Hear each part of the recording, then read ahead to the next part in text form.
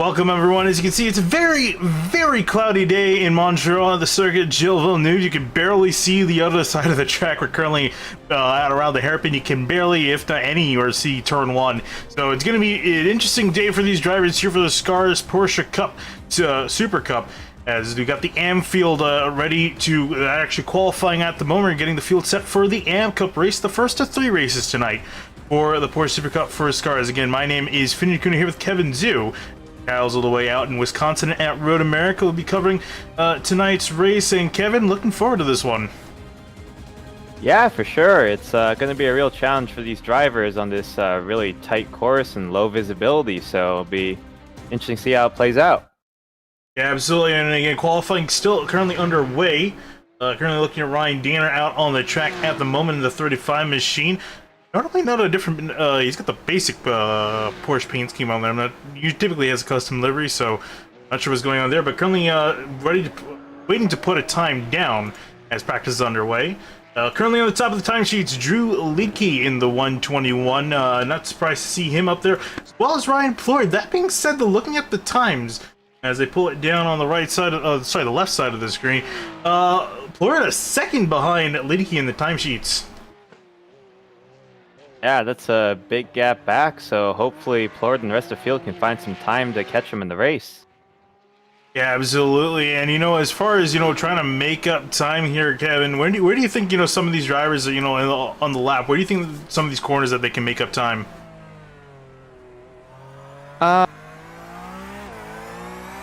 Let me get back to that, because I took like one glance at the track map before coming on today. No problem. Yeah. But Ryan Plur currently rocketing down the back straightaway here. I imagine still on another time lap. He's got a second to close up to Drew Litke, who's been the driver he's been duking it out with as far as the points are concerned for the AM Cup. But I see him coming out of the final corner, just missing the wall of champions. Come rocketing past the start-finish line. We'll see this time's going to be good enough. He's not going to have enough time to put another lap in. So this will have to stand. Came across the line. It was a 138.3. And it improved his time, but not his position. Still going to be second to Lidke.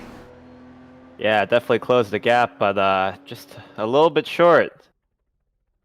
Also looking at Andrew McKee's also pretty close time-wise to his next competitor. He's currently sitting in fourth with a 139.85, and you can see just a few hundredths of a second. In fact, 4 to 5 hundredths of a second quicker is Eric Brown. You can see him here. He's working around the track. He's not going to have enough time to make him back around, so his position's going to have to stand for now. Trying to see where else some other drivers are. I see Lidke, I think, but it's not Drew Lidke. Thought that I was just looking at. Was it Danner? Danner. Oh, Eisenman was the car I was looking at coming down the back straightaway. He's coming out of the final corner now. It's barely going to have enough time to set a position. Let's see where he ends up here. That was a big curb hop coming out of the last turn there. And not a too terribly quick time for Eisenman. He's going to be up into 7th place, so probably would be hoping for better. Ryan Danner, I know he was putting time down. He's got 20 seconds to make it back in the line. This is going to be tight. And, we talk about these final corners, Kevin. How important is it to get out through these, okay? I mean, you're coming up on the longest straight in the track, so arguably they're the most important corners to get right.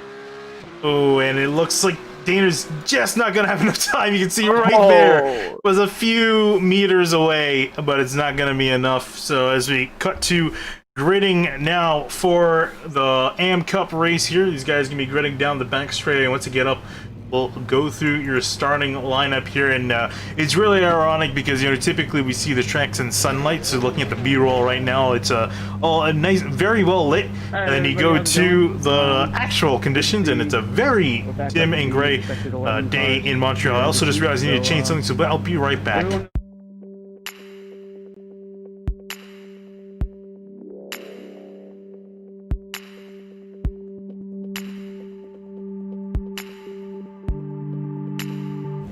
And we're back. Sorry about that. Sorry, I forgot to mute the driver's chat there for a second because I was just doing practice for another league, so completely slipped my mind when I was jumping into this. That was Eric Mickey, who's the voice, the admin for this series. Eric's been doing a great job, not only adminning this series, but also in the booth as well. It's been nice having have him as a commentator. As the field rolls off, let's quickly go through your grid. Starting on pole, Drew Lidke going to be lining up in first, with Ryan Plord next to him in second place. Moving on back to row number 2, Eric Brown on 56. Next to him, Andrew Mickey in fourth in the 86 car. Up in 5th place, we've got Benjamin Pagula and Brian Sabelski in 6th place. Followed by Drew Eisman in 7th and Mick Blue in 8th. And then rounding out your field here, we got Steve Bunting in 9th, Sean Foes then lining up in 10th, and there's one more car. We'll see if we can quickly get him through before the field comes by the line. Ryan Dane will round out your grid here as the field rolling on through, and we're green here at Montreal.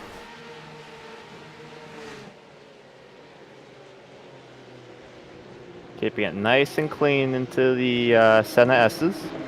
Indeed, you can see some side-by-side action. Brian Chabelski getting past Benjamin Pagula. He will get on by. Oh no, Plord up ahead in the 74. He's gone out sideways. Cold tires catching him off guard. Going to drop all the way from 2nd place down to 11th, and this is not a good start. Yeah, well, might have done Sabelski some good because it looked like he was about to lose another position. Drew Lidke working on through, leading the field down. I thought they was waiting on trading paints for him, but his car is in fact white. Not sure if that's a glitch on his end or whatnot, but in the bright white car is Lidke up in front. Eric Brown, Andrew Mickey rounding out your top 3. I don't think the high visibility hurts in these conditions today. Yeah, no, and I want to take it on board because you can see, I mean, honestly, the visibility as far as the track's concerned is not too bad. You can see everything up ahead. Just really anywhere else as far as the clouds are, that's a big concern. Andrew Mickey with a really solid starting spot. We know Mickey being very good at defensive driving, but has not been too aggressive, I should say, in that 86. We'll see if he can get some passes done. Ryan Javelski also no slouch, sitting behind in 4th as the field working their way around to complete lap 1.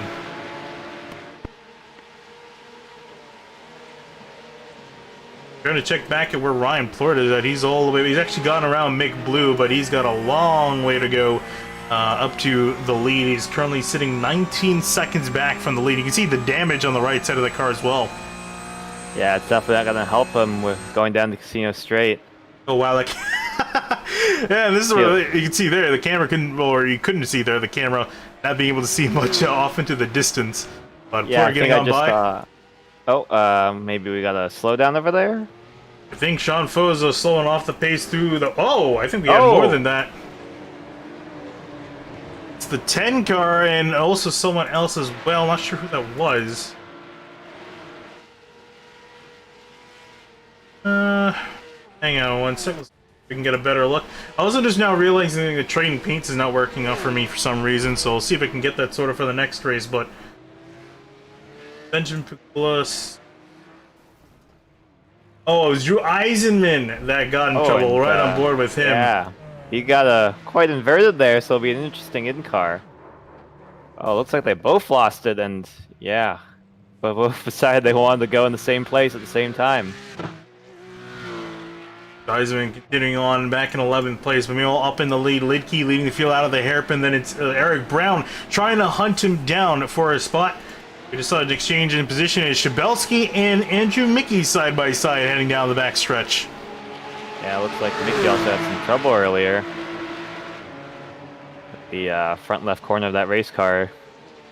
Yeah, not sure who or where he got that damage from, but both these cars drag racing down into the final chicane. It looks like Mickey's going to take the spot ahead of Chabelski. Then we got Benjamin Pagula sitting in behind. Yeah, looks like Sabelski's playing it safe and making sure they both get a good run down the straight so they don't get Pagula behind them too close. On through the S's as well. These cars are pretty equidistant at the moment. This is one of the closer battles on track. Another battle's actually starting to get close. Mick Blue and Sean Foes. Not sure what happened to Mick Blue, but he's been struggling in general this season so far. Started in 8th, is already back in 10th place after lap 1, was pretty far back. Now just kind of trying to muster up something, but no pace for the 96 at the moment. Also, Ryan Daner, I'm a bit surprised of as well.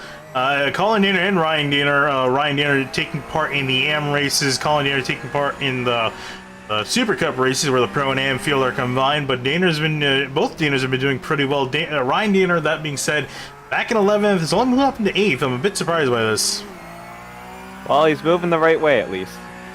Yeah, that is true. He does have Ryan Plord up ahead as well, and Plord's been able to bounce back to 7th.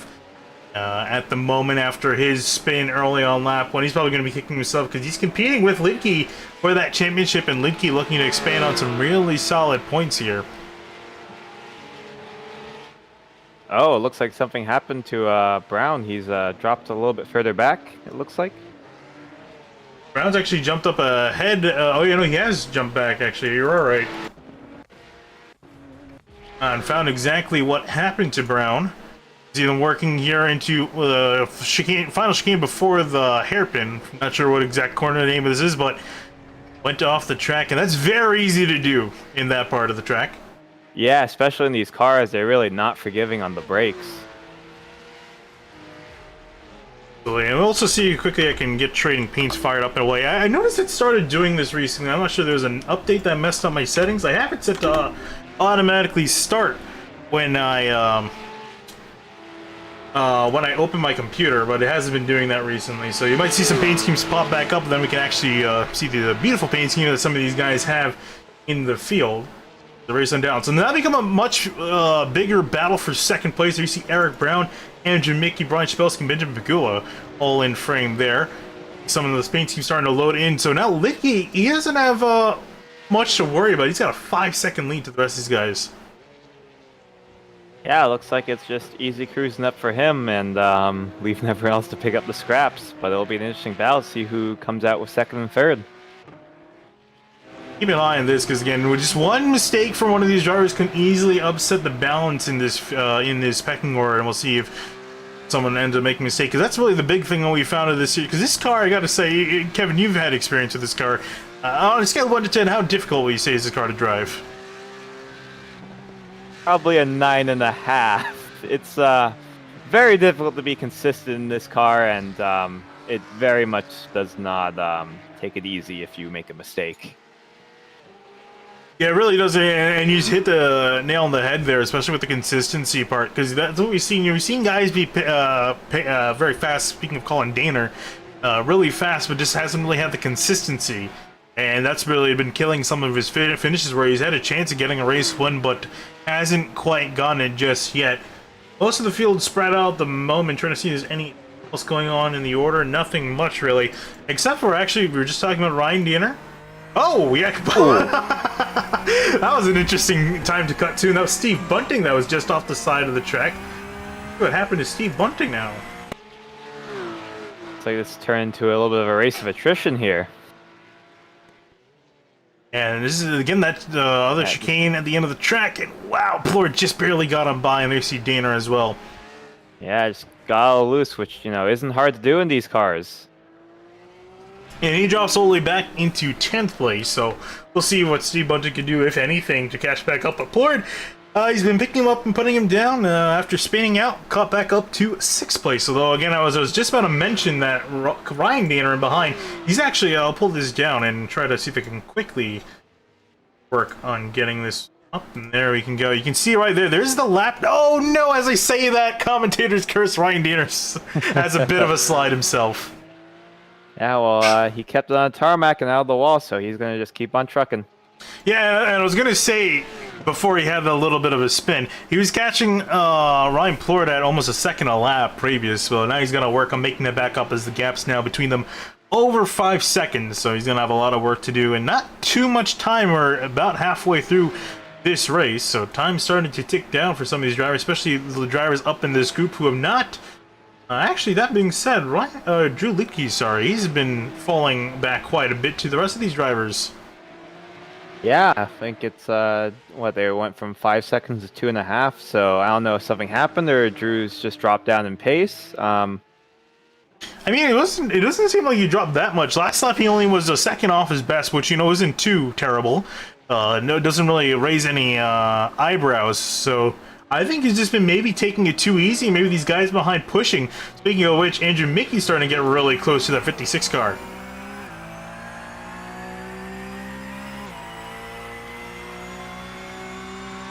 Right on board with Andrew Mickey. And I want to actually also take a look at the lap times as well. Some of these guys. See, whoa, Big Mickey getting... pop, yeah. That could have been disastrous for him. But was able to save the car. I want to go up to Eric Brown, and then with this... look how much he's been closing in half a second that time through. At this rate, he might be able to catch Lidke before the race is over. Yeah, it's definitely a possibility, but speaking of catching, I think Brian Plord is done with passes for the this race at least. Yeah, actually, you just saw there for a second, he caught 2 seconds up to Benjamin Pagula, but he's got 10 seconds up to the next car ahead, so yeah, I definitely agree with you. I think his passing for him is done, but up in a 6 after spinning out on the first lap, I think is a decent recovery. Can't really hope for too much better.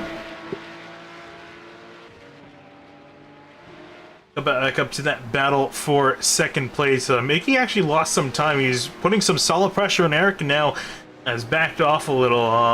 Just has not been able to keep up with Eric Brown.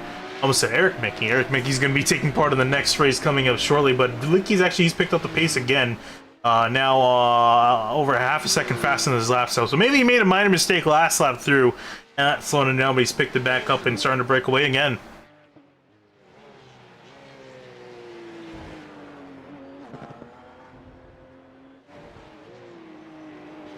And also Brian Shavelski as well in the number 12 machine. Started in 6th place, up into 4th for Brian.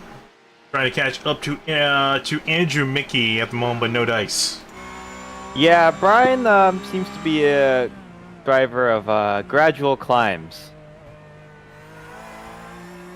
Yeah, he's definitely, as you're saying, a very calm driver. He doesn't really force the issue too much, especially in the invert. Is very much likely to let some of the faster guys on by. He kind of knows his place in the field. Not competing with those guys because they're significantly faster. So he just kind of lets them on through. But he can put on a show here and there. So see, if he's got some decent pace compared to the pro drivers, if he can bring anything to the table in the next race coming up shortly. A very cloudy day here at Montreal, Canada. Wonder how far you can hear the cars from before you see them. That's a good question. I mean, I don't know. With some of the cameras, the visibility is pretty bad, but you can see here, I mean, sometimes it's better than others.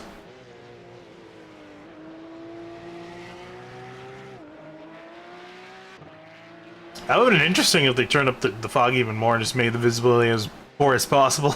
just that would be terrifying in some cases as well.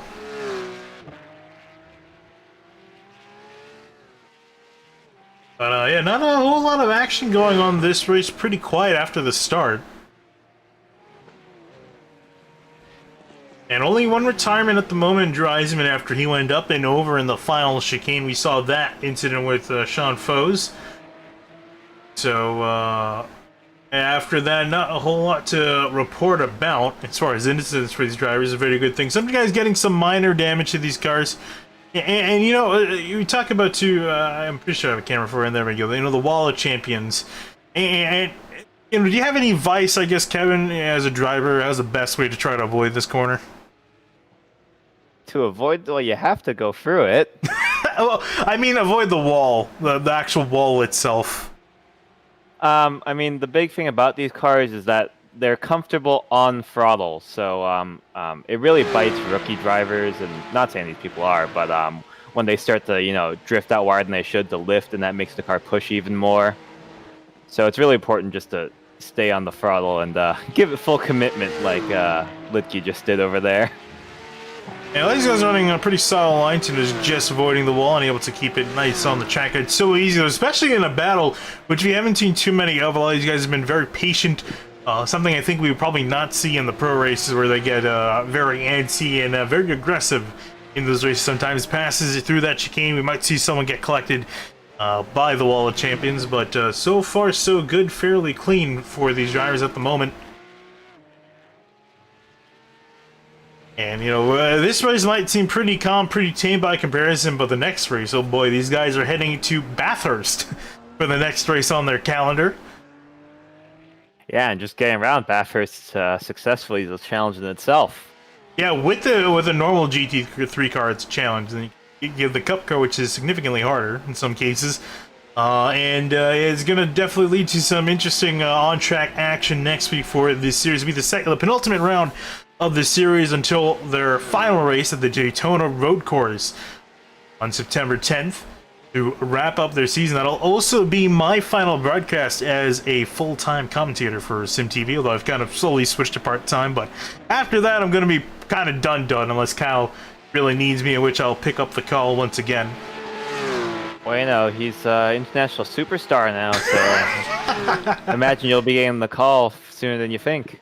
The funny thing is the fact that before Grid Life South, I think was the event. I'm trying to remember if that's the proper name for it. At Road Atlanta last year, that was the first time Cal stepped foot on a plane. And now he's traveling all over the place. You see Andrew Mickey started trying to flash the headlights to Eric Brown. But yeah, it's been very recent that Cal started traveling all over the place, and for the foreseeable future, he's going to be traveling quite a bit. But Eric Brown, completely missing up the first few corners, he's allowed Mickey to catch right back to him. Yeah, I know, Grid Life South, it was only a year ago, but it feels like an eternity after what's been going on lately. Yeah, with COVID, which arguably is probably one of the best things to happen to us. As broadcasters, we work with so many people, including more closely with Grid Life and then also the SRO, who Kyle is working for as well. So he's been into some interesting stuff, much more than me. I'm just taking classes for PA school, so my life is nowhere near as interesting by comparison. Yeah, well, you gotta see the silver lining in things. It was, Eric Brown makes a big mistake through this chicane that's been claiming quite a few drivers. Almost went off the track, but he was able to collect it. And you think Mickey's got a shot, or you think he's a little bit too far back? I mean, it looks like he compromised his corner exit quite a bit, and you can see Mickey just closing up the gap a little bit down the run. The run down the straight. So, if Brown makes another mistake, it could be Mickey's chance.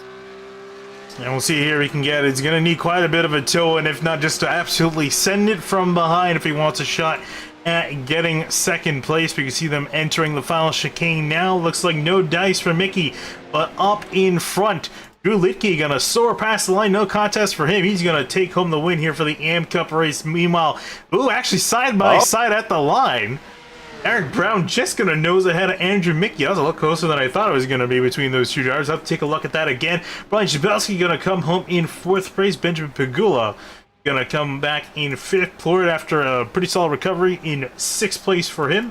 Ryan Danner, fairly uneventful race for the 35, gonna come home through the chicane now in seventh place. Mick Blue should sort himself out in eighth. Steve Bunting still waiting to come through the hairpin. He should be ninth when it's all said and done. Let's take a look quickly at that race through out of the chicane for Brown and Mickey, because I have no idea how that ended up closer than it should have been. Oh, Mickey just had a significantly better run. Yeah, it looks like Mickey just took that corner about as perfectly as you could and got a much better run out. But it's never over till it's over. I mean, you see for Mickey, Brown kind of took that way too conservative. You can see Mickey, great line for him, but he's gonna be wishing that the line was just a few hundred meters away, or a few meters away, I should say. So close to getting it done, but not quite. 18 thousandths of a second between. And with that, we're gonna cut to break here because we got the two Super Cup races coming up in just a bit. So we'll take a break, take a little bit of a breather, and we'll be right back for Porsche Super Cup race number 1.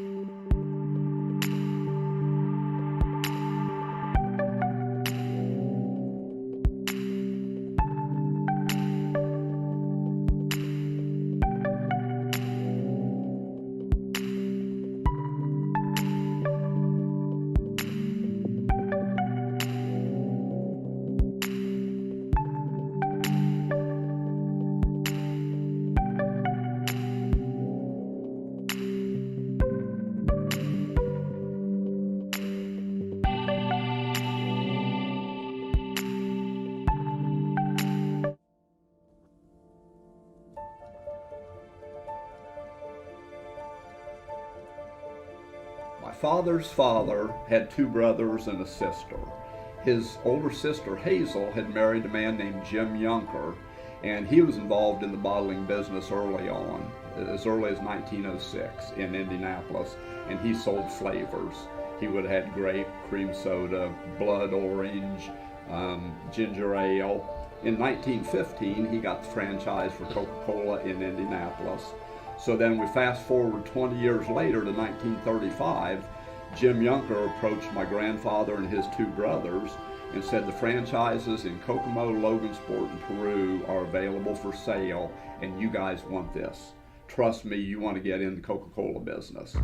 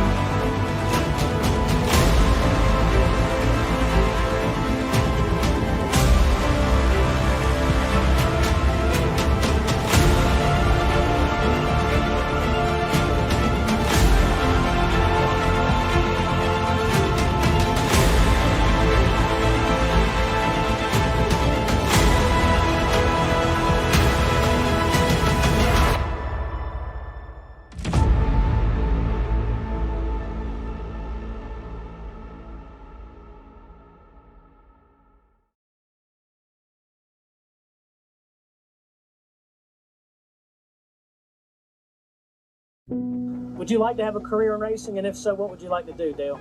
Well, I want to be a race car driver someday. That's, it's all I've ever known, racing.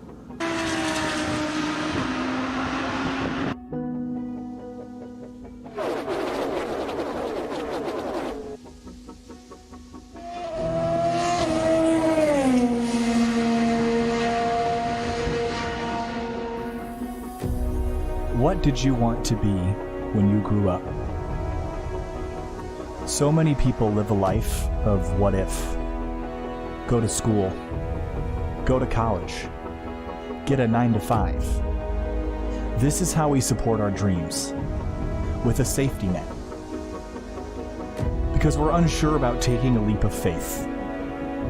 Because we're afraid. As we grow, we cross things off our list of dreams. We cut them down, make them realistic. Having control of things is reassuring. But for some, the rush of being out of control is what gives them life. Some say racing cars is reckless. Maybe they're right. Out of bounds isn't just cheating, it's cheating death. Football fields made up in seconds. Decisions made in instants. For the people that climb behind the wheel of these cars, they're not driving it. They become part of it. It's an extension of the body. As a child, I looked up to these people, faces hidden by helmets. The less you saw of the driver, the more believable it became that they were, in fact, just part of the machine. It's easy to forget that inside the cockpit is someone just like us, but with the mindset that fear is a motivation, not a barrier. But the reality is, race car drivers are not like us. They never cross anything off their list of dreams. They just keep writing more. Daytona.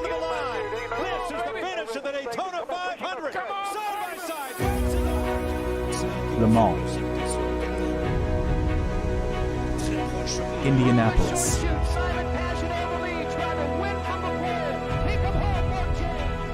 Monaco.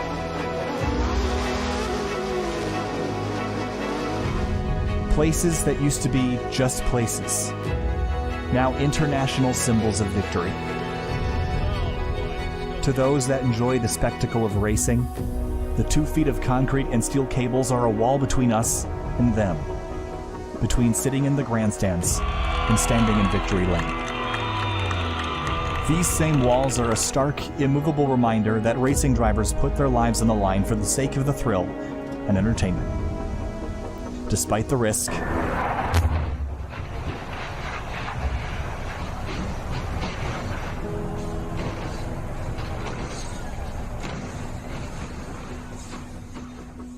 despite the heartbreak, despite the cost. There are some on the sidelines who are fascinated by the danger. They are fascinated by speed, fascinated by the undying desire to be just a little bit better. Their dreams erased by geography, finances, or the lack of a famous last name.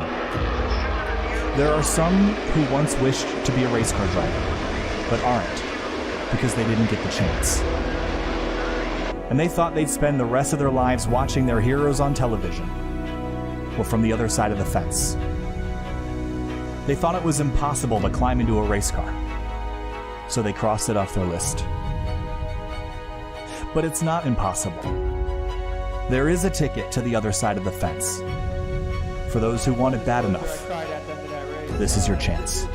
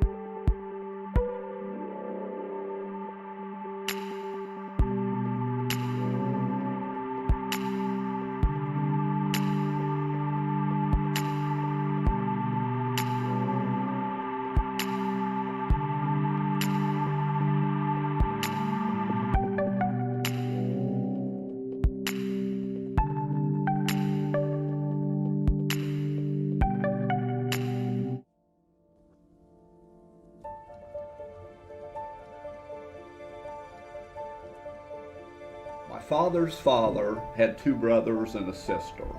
His older sister, Hazel, had married a man named Jim Yunker, and he was involved in the bottling business early on, as early as 1906 in Indianapolis, and he sold flavors. He would have had grape, cream soda, blood orange, ginger ale. In 1915, he got the franchise for Coca-Cola in Indianapolis. So then we fast forward 20 years later to 1935, Jim Yunker approached my grandfather and his two brothers and said the franchises in Kokomo, Logansport, and Peru are available for sale, and you guys want this. Trust me, you want to get in the Coca-Cola business.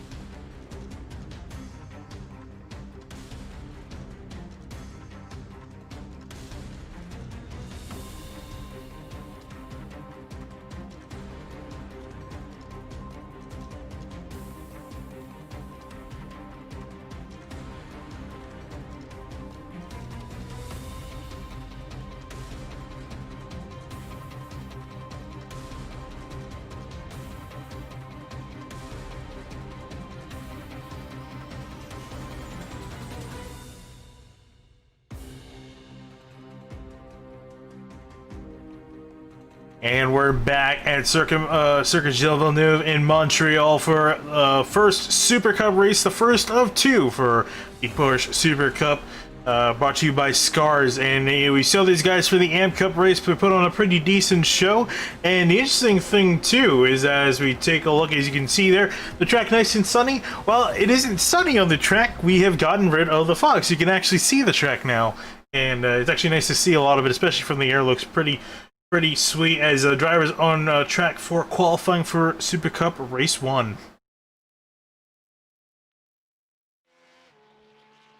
And my name is Finny Nakuna here with Kevin Zhu. And Kevin, we saw some interesting stuff out of the AMP Cup race. How do you think the Super Cup races are going to differ with more cars on the track?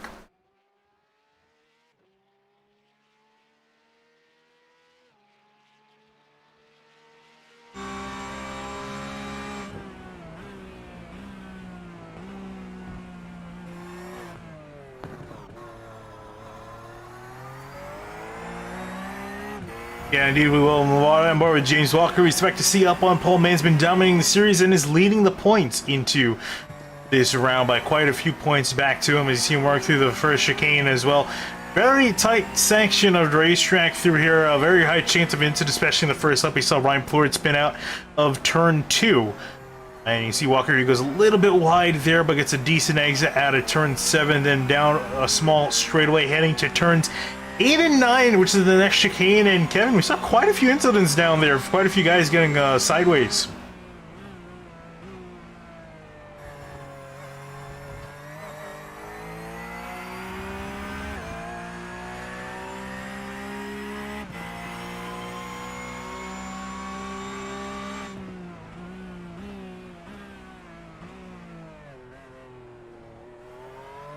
Yeah, and as we see Walker come out of the hairpin now, blazing down the very long backstretch.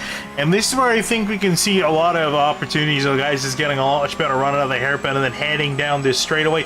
Get a little bit of toe, not a lot, but enough to, at least work with something to set up a pass, and then heading down into the final chicane. Blazing on through, we saw Andrew Mickey almost make a last lap pass. Oh, as Walker gets sideways, almost tank slaps the wall of champions, but keeps off of it. And I think he was clean enough to keep this lap to at least count. You have to go on another fast lap. I think lost quite a bit of time out of that final corner.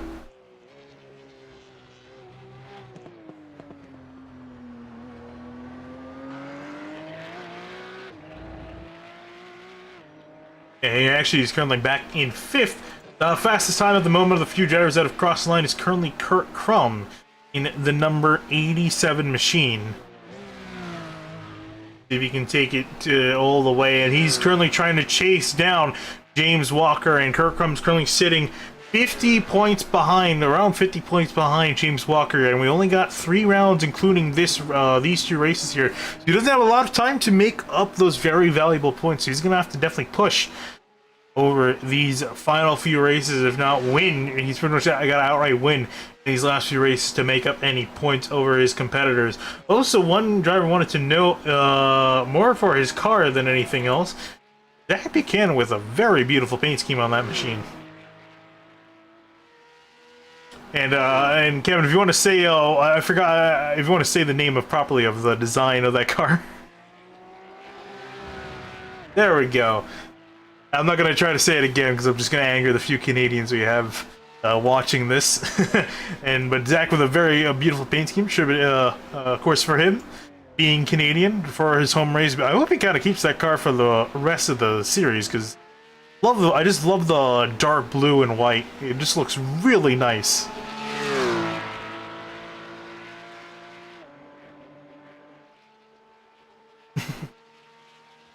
I was trying to remember if your car was blue for Redenza, if I'm not mistaken, right?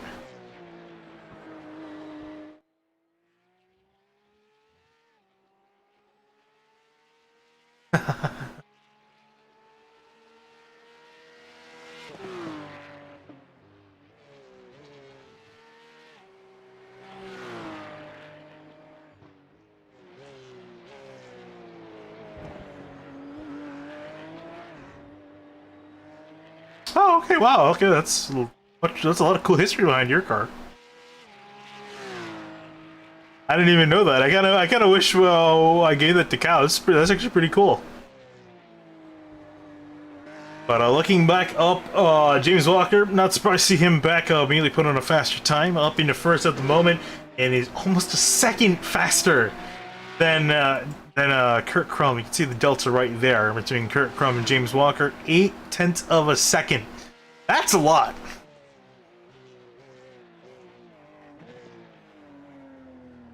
See, Kurt Crum can muster up anything here. It should be his second to last attempt here. Shouldn't have enough time to get in another lap at the very least. He's got Sean Unterkoffler as well in fourth, doing pretty well for himself. Also, Isaac Snyder. And your eyes may hurt watching this. You have to put almost kind of like a seizure warning, I think, for some people, because this car very trippy looking. And I know, Kevin, you were joking when we were looking at this car. It's hiding the aero development that he's planning on that 333 machine. But whatever it is, oh, I just realized, Kevin, I had your mic muted for qualifying. I'm so sorry about that. That was very awkward, long pause as I was explaining my livery. Yeah, thanks to the people in the chat. I did not realize that. Because I normally before I had my setup a little bit different. I finally was able to get my two audio setting. I have two different audio outputs, and I normally don't have to turn on both. That's why I forgot about that. Do apologize about that, everyone. They couldn't hear Kevin's beautiful voice.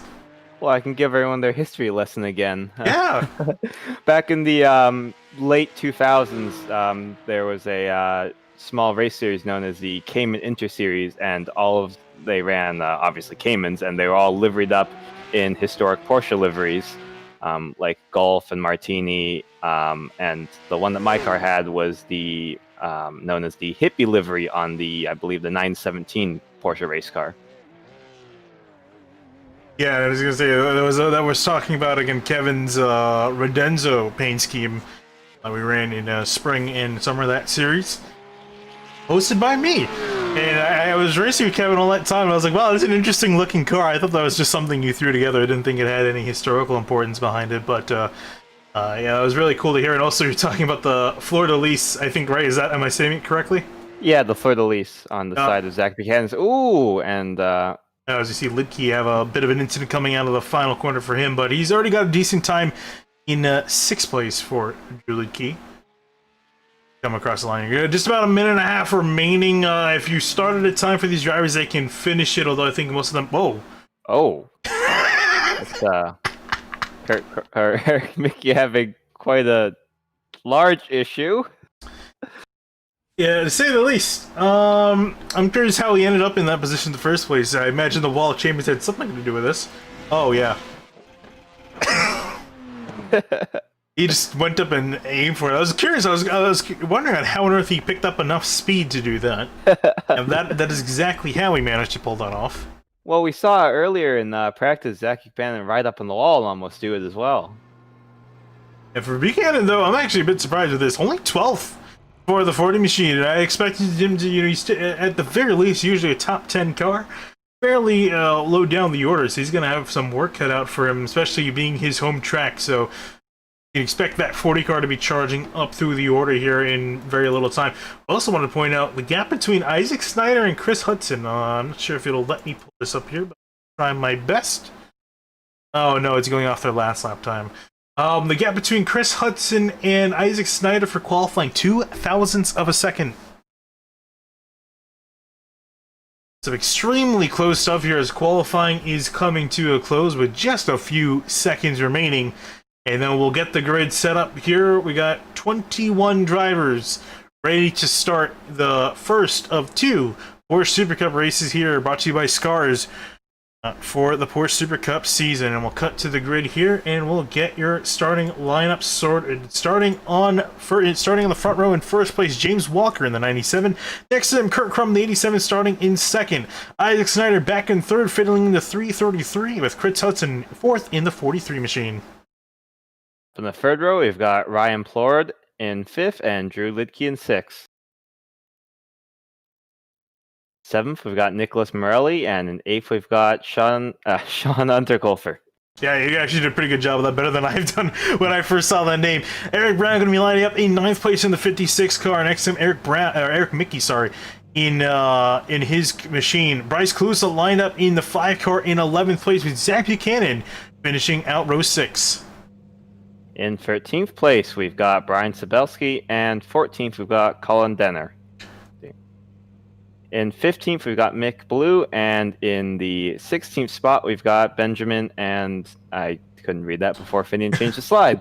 I actually have it set to automatic, so you can't blame me. Sean Foes in 17th, Steve Bunting, anything, I'm only kidding. Carter Cundinger in 19th in the 02, Drew Eisenman in the 77 in 20th, and then Andrew Mickey rounding out your field in 21st in the 86 car. Waiting on Benjamin Pagula to actually line up on the grid. But he's currently not on there, so that's why the field's waiting. Everyone else is set and ready to go here for just about 16 laps we have scheduled here for the first of 2 races, and really looking forward to seeing how this one's going to play. I also want to take a look at the weather. Didn't take a look at it last race, so we probably should have. For these drivers, very cool on the track, as you can imagine by the cloudy conditions. 74 degrees in the air, 75 on the track. Humidity 56%. I can imagine it was a lot more in the AM race, with a wind 10 miles an hour out of the north. As the field rolls off down the back straight, we get ready for this race. Can we expect a turn 1 crash, Kevin, or do you think these guys are going to keep it clean? It seemed like most of all the drivers were doing a good job of keeping themselves out of each other, so hopefully we won't get a spectacular pile-up. See here if there is a pileup indeed. Pace car in the field under control of James Walker as he comes out of the final corner, and he's immediately jumping on the gun as we go green here at Montreal. Everyone filing in for the first turn. Again, looking for any incidents, any sense of carnage from the drivers. Oh, I see Sean Unterkoffler just completely missed the first corner as Morelli around in the midfield. Buchanan and Daner involved as well. Well, Daner didn't the courtesy of turning him back around. Oh!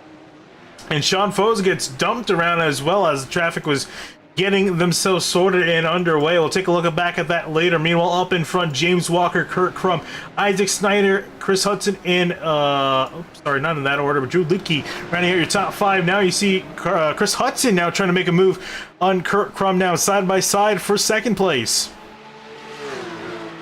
Looks like he's gonna just get ahead, but they're gonna go side by side into 8. Into 8 and turns number 9. As you see Snyder having to back off, he's going to lose some time. And now here comes Drew Lidke, AM Cup winner, now hounding the back of that 333. To the hairpin they go.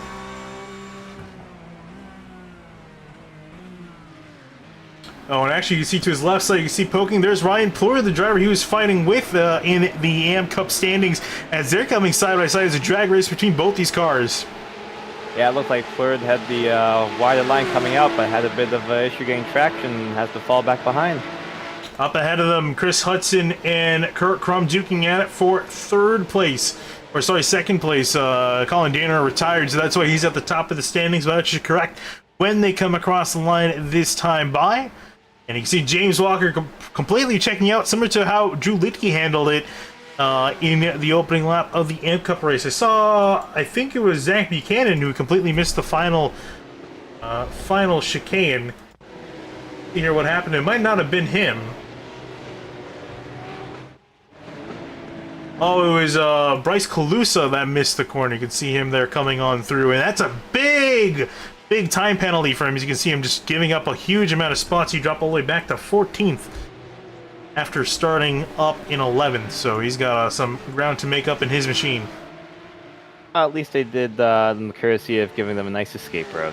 Yeah, I was going to say, you got to be thankful for that. As you see a pass from Carter Cundinger side by side with Pagula, and Carter Cundinger, if I'm not mistaken, had a EOL this race. But can that's why he didn't down the straight. And it looks like he's just going to hike ahead of Pagula. He's also got Calusa in behind as well, as these guys going side by side into turns 8 and 9. Pagula getting over the curbs quite a bit, but keeps the car going in the right direction. Also got a big battle going on up ahead. Look at these guys all nose to tail in behind Kurt Crum. We're stretching all the way back from 7th to looks like just about 8th place. And I think I just saw some carnage into the hairpin in the background. Oh, yeah. Oh, that was a punt. Take a look at it here again. This is Pagula and Calusa side by side into the hairpin. And oh yeah, Pagula does not give him any room. And both of them went for a slide and into the wall for both drivers. Yeah, it looks like Pagula was trying to push him out right to the edge of the track and push a little bit too far. Go back as we see Pagula soaring over the curbs. Back underway for these drivers. As we look back up ahead, any battles. Looks like these guys starting to spread out. But Zach Buchanan, we're talking about him. This is fairly poor qualifying after back in 12th. He's already up into 6th and still trying to make some progress as Plord messes up the chicane. He is hounding the back of that Porsche. Zach Buchanan just kind of waiting for an opportunity to make a move. Almost has a look into the inside into this turn through 6 and 7. And you see him, he's doing a great job of setting it up down the straightaways. Yep, maximizing that exit speed.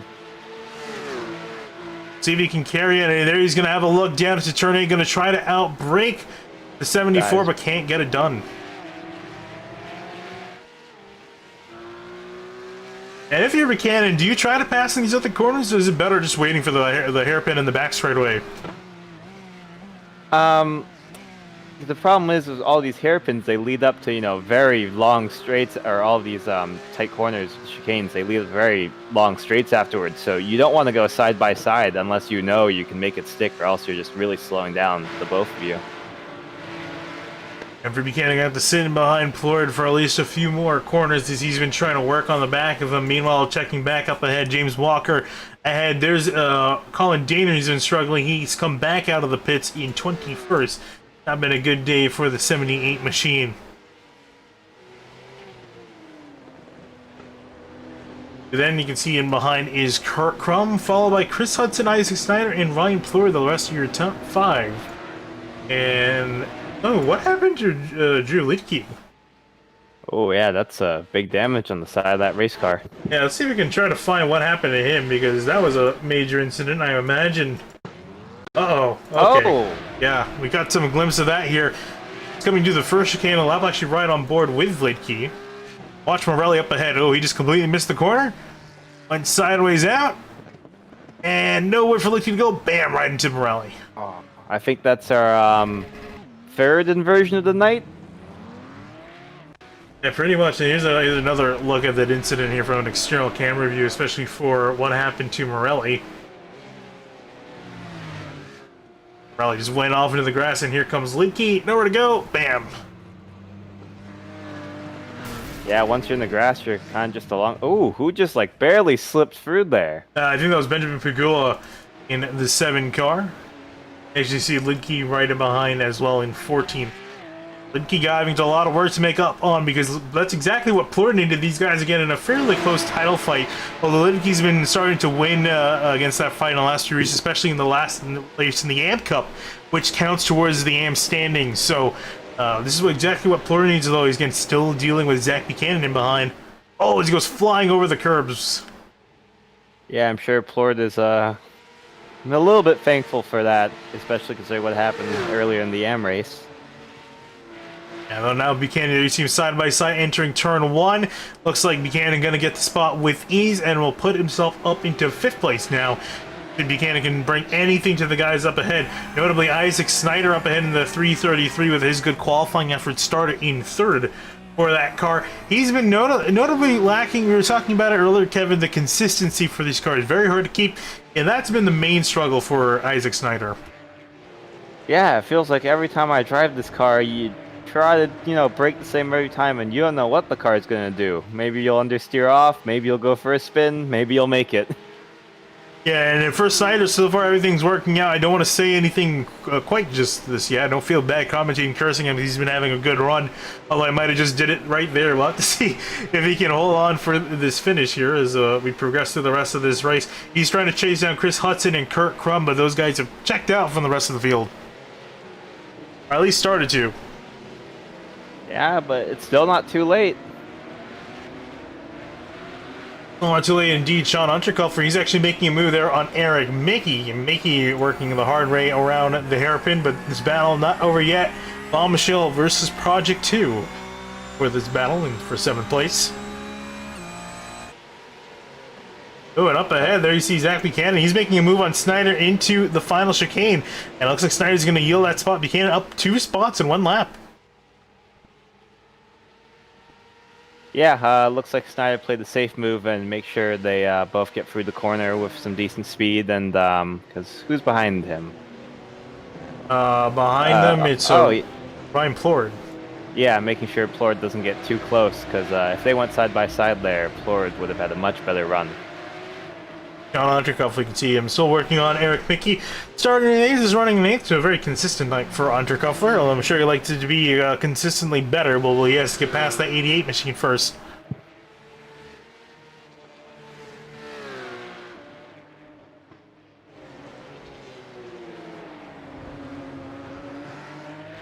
Field working through here. The field's starting to spread out now just a little bit in a few places, still looking at the closest battle on track. As Unterkoffer is squaring up Eric Mickey, I think hoping that he makes a mistake, but Mickey has been pretty solid in that department. And there goes. I should stop talking because Unterkoffer just has Mickey made a mistake right there. Here comes Unterkoffer. They're going to be barely side by side to the hairpin. We saw some argy-bargy last time with Kalusa and Pagula, but this time for these drivers, they're clean and good. The big bag of bad juju, aren't you, Finian? Yeah, pretty much. I've cost a lot of drivers some good races, and I don't think it's going to end anytime soon. As you see, Undercover riding the back, and Mickey gave him a little bit of a tap into the hairpin, and here you can see the slipstream. Here he goes. Driver's right into the center S's.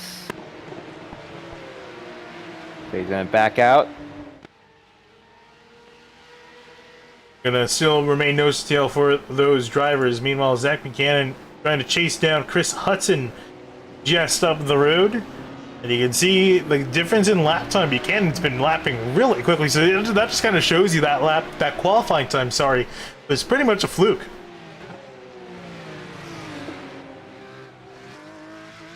Yeah, you hate to see it, but Buchanan's got still got quite a few laps to work his way up. Yeah, I don't quite think he's going to get up to the front. I mean, because now the gap between Walker and Crum, 7 seconds. That's a lot.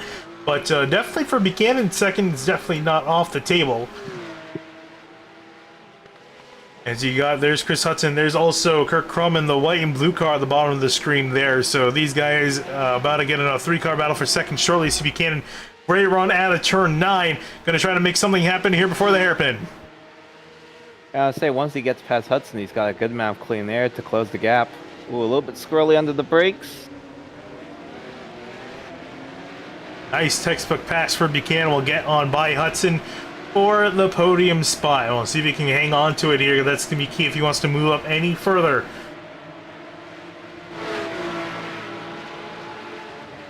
Actually, he's starting to go defensive here. Hudson wants that spot back and wants to now. You see him now come back in front of the 4300 braking. That's a very dangerous thing to do if you're not careful of the guy in behind, but it looks like they make it through okay. You can just drive the car straight up against the wall there. I'm just hoping he doesn't push over the limit. That would be very unfortunate considering the drive he's putting on at the moment. And then once we get the invert, remember we invert the top 16 drivers. And currently sitting in that invert spot is actually Sean Foes in the number 10 machine. And trying to look at the battle for that spot, the next car looking at getting that is Andrew Mickey in the 86. So he's trying to catch up to Foes. I'm actually curious just to check the lap times between these two. Mickey catching Foes at around a second a lap, so he should get there by race's end.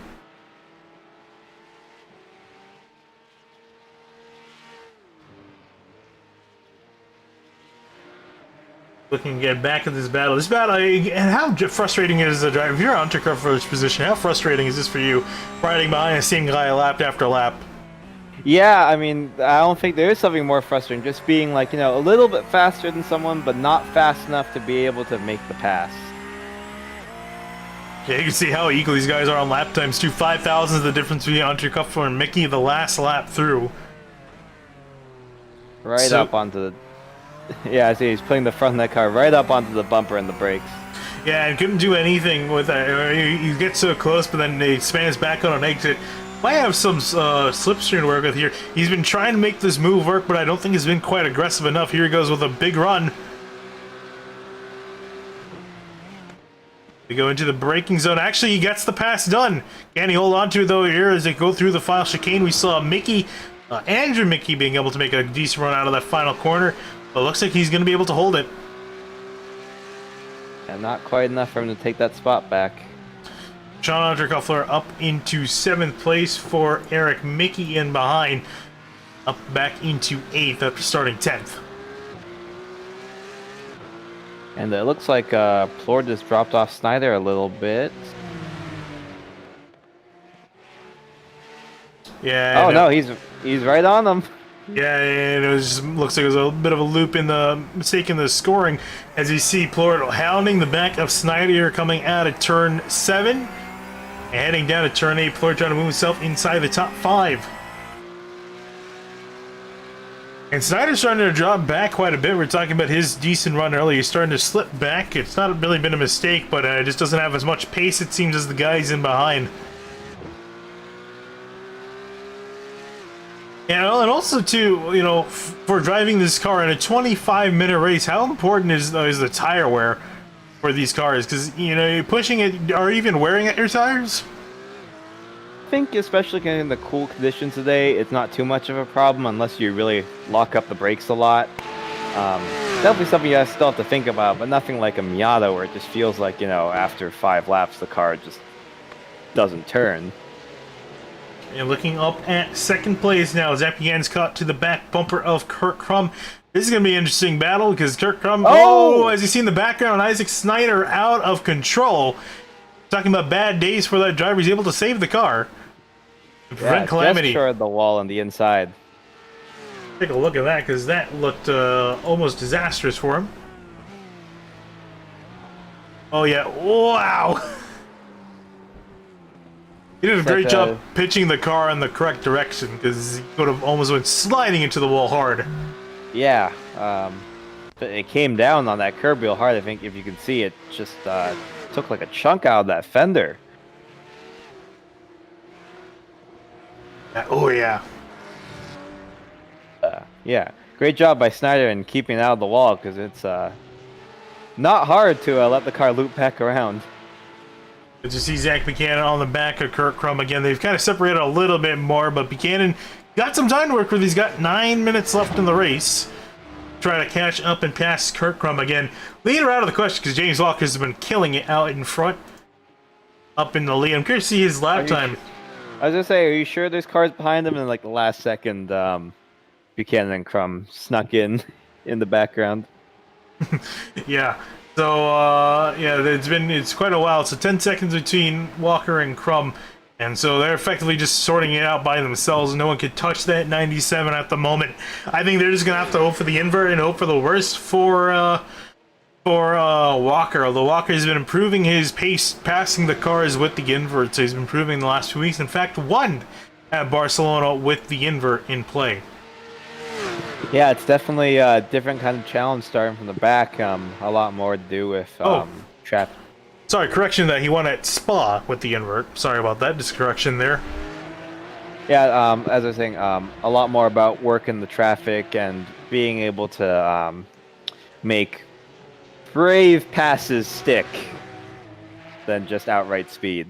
Yeah, especially looking at the passing, while not impossible, definitely is difficult in some places around this track. So, and I feel like we've said that about quite a few different places, namely Barcelona last week. But it's looking to be a bit of a challenge in some parts for these drivers. We'll see what they can do, especially under pressure. Speaking of under pressure, that's currently Kurt Crum at the moment. Yeah, it's not that this track is too unforgiving, but it's a pretty narrow track for these fairly wide cars.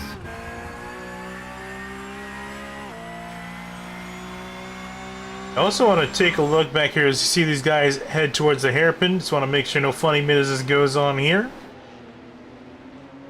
And it looks like they're okay looking at that transfer spot. Currently just went to Drew Eisenman in 16th, who just got past Sean Foes. Sean Foes back in his 17th. Lidke looking to be starting on pole for the next race, followed by Andrew Mickey and then Eric Brown. And Brown, I'm a bit surprised we haven't seen a whole lot of. I'm not sure what's happened to the 56 after starting in 9th. He showed some decent pace in the N Cup race, but nothing to be seen here. I don't see any damage on that race car, so I wonder if he just had a spin or... I guess might have been a spin, but he's kind of putting around in 14th, so he'll benefit from that invert. Looking at Carter Kundinger now and Eric Mickey, they're about to have a spat for 7th place. And again, Carter Kundinger had an EOL from last week after his contact with Zach Buchanan. I had him starting. Kundinger starting back in 19th, is up in 8th at the moment.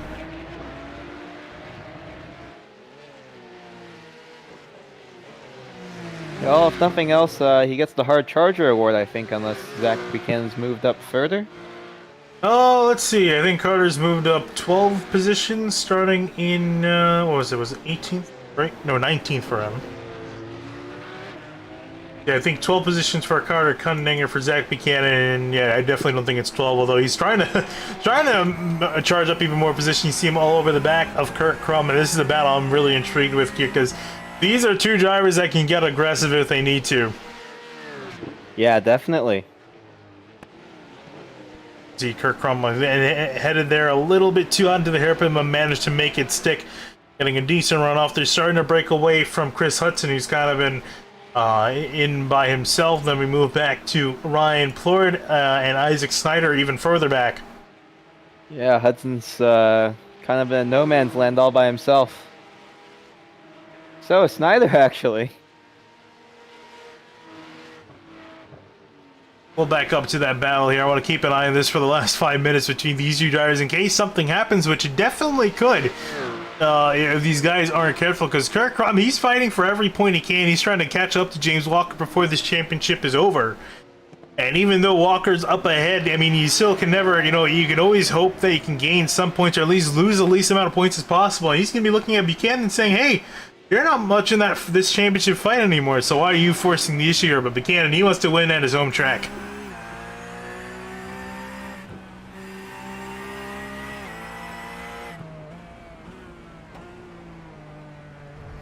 Also, a lap car up ahead, who I think is either Colin Dana or Steve Bunting. I'm trying to tell by the paint scheme.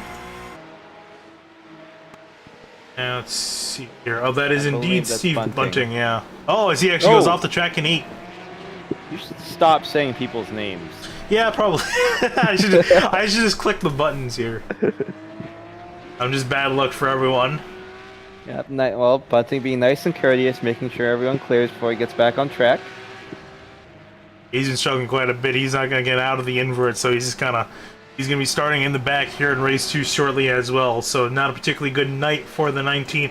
Same thing with Colin Dana. I'm a bit shocked by this. He was looking at having a winning car at Silverstone to having a very miserable night here. Started in 14th, back into 18th. And the thing is, too, is even if he was able to get inside the top 16 for the invert, he would not have been eligible for it because he had too many incidents over the last few weeks. So he's just kind of hoping for maybe a better race too. We'll see what happens. I saw some guys side by side for position there. You can see all in behind Carter Kundinger, looking at Kundinger, Snyder, Mickey Unterkoffler from 6th back to 9th. Yeah, well, starting back from 18th, you're going to be, right behind Walker, and if you can just, fit yourself through the hole that he punches through the traffic, you can make up a good amount of positions. Oh, I just looked away for a second. Isaac Snyder was gone off the screen. He's flashing a little bit. And how distracting is that? Oh, no, never mind that. As Snyder goes flying off sideways, I think got some damage as well. He backs onto the racing line, just gets off as Shabelski and Kalusa pass on through. See what happened here to Snyder. Got on the curbs. It's got loose, it seems. Yeah, I think going over that second curve, the car just got a little bit loose and kind of sent him towards the wall a little bit too. Yep. Yeah, it slowly went around for him. Now, Snyder is picked up back in 11th place. Well, we're talking about him being consistent and having a decent run. Unfortunately, it did not go that way this time again after starting in 3rd back in 11th, so he's probably going to be cursing. I was going to say he'd be cursing his luck, but he's probably going to be cursing me because I was the one that, that jinxed him more or less. So sorry about that, Isaac. Hopefully race 2 goes better. Finian just kind of helped him set up for the invert. Yeah, let's go with that. He will actually, I mean, speaking of which, he will actually be lined up to start 6th place, so we'll see if he can do anything with that. I would say he's faster than the guys that he's set to be starting behind with that invert, so we'll see if he can work any magic, especially considering that car again qualified up in 3rd place, so I think we can see some interesting stuff out of him. Meanwhile, up in front, still in the same order. Are we surprised these guys are still not changed for position, or do you think they're all waiting for the last lap? Yeah, Buchanan's a pretty calculated driver, and I wouldn't be surprised he's just waiting for the last lap to make sure that Crum can't pass him again. And I'm curious to see if Buchanan's gonna even, if he's gonna risk it in trying to make a bit of a send into one of these corners here, if he's just gonna be content with finishing in behind Kurt Crum. Well, right now I think he's a little bit too far back to be able to make a move, but we've still got 2 more laps to go. 2 more laps coming to 1 more lap when these guys come across the line next time by. And you're wondering where the leader is. He's 13 seconds up the road there. You see, and heading under the Dodge Bridge. And through the final chicane, past the wall of champions. It's the white flag in the air for James Walker. Again, dominating this series so far and dominating the points. He's only going to expand his points lead with this race win. We'll see if he can match that in race 2, but at the moment he just needs to limp it back home. Not that he really needs to, but he's in 13 seconds, 14 seconds of a gap. But you see, finally now are Crum and Buchanan coming across the line. Yeah, and that gap doesn't look like it's getting any smaller, so Crum may be able to walk away with 2nd place. Not over yet. We saw with Andrew Mickey and Pagula how close the battle was. Or sorry, not Pagula, I think it was Brown and Mickey that were Andrew Mickey that were side by side at the line in the Amp Cup race, so we couldn't see a similar situation here as Buchanan though was struggling. I noticed that he picked up some right side damage to that car. I'm not sure where he hit the wall, but it might be hurting him here. Ooh, a little bit scroll on the brakes, and yeah, I mean, he's got a little bit of a draft, but he's far back enough that that aero damage is probably hurting him a decent amount on the straights. Yeah, you can see the gap there, and time not too much between them, and he had the damage last lap as well, so I think maybe he's just kind of settling in here if they figured he's going to finish in 3rd, just bring the car back in one piece. Yeah, definitely a safe play with Hudson not too far back. Here's looking at another battle here on the white flag lap. Undercuffler and Mickey still going at it between these 2 drivers. They cannot get separated from one another as much as they can try. Undercuffler trying to get that spot back. He had it last time we were looking at him, but now they're still, again, 7th and 8th with Mickey out in front. But up ahead, out of the final corner, James Walker across the line. He will win race number 1 here for the SCRS Porsche Super Cup. Meanwhile, through the chicane now comes Kurt Crum. He makes it through there okay. He will hold on to 2nd place as Zach Buchanan will round out the podium in 3rd. Chris Hudson in 4th. Oh, Plord comes flying into the screen, hits the wall of champions, but continues to go on. There you see also sideways is Carter Kundinger coming out of the final corner, and he's going to only have to settle for 6th. Couldn't make it up on Plord, who will on the 5th. And at the line between Mickey and Undercuffler, they come 7th and 8th. Ryan Chabelski comes back in. This might not be over yet. It looks like he's just going to get 9th ahead of Calusa, who will come home in 10th. Yeah, we need to watch that final corner for those 2. Here comes Ryan Flory. Just see what happened to him here. Might be better to go on the. Oh, he just kind of messed up the corner before. We'll get a better camera angle here. Yeah, looks like he took a little bit too much curb. Oh, it ended too hot. Oh, yeah, it's too much speed, but he kept position, so no harm, no foul, I guess. And Carter Kundinger coming on through, and then also we're looking back at Calusa and Shabelski here. This is there, and this is exactly what we saw with Mickey and Brown. Got a great run off the corner, but not enough. so close, but so far. As close as gonna have to settle for 10th place here. Take a look here at your race results as well on screen with James Walker, your race winner, with Kurt Crum in second. Up has actually ticked over as we gone to the warm-up period in between race 1 and race 2. So with that, we'll cut to a quick commercial break. Don't go anywhere, we'll be right back.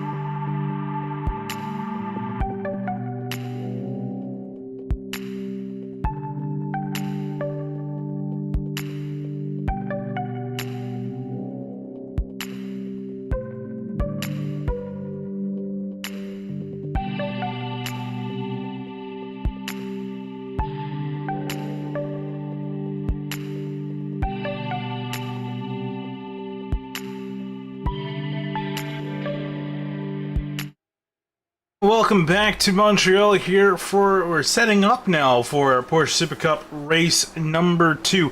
Race 1 pretty interesting in some parts, especially that battle we saw with Jack Buchanan and Kurt Crum, and Buchanan was saying, he was telling us that he hit his car to the wall of champions in the last 2 laps of the race, and he's limping that car home, which you kind of saw him kind of struggling those last 2 laps. Now with the invert, this is where things get interesting.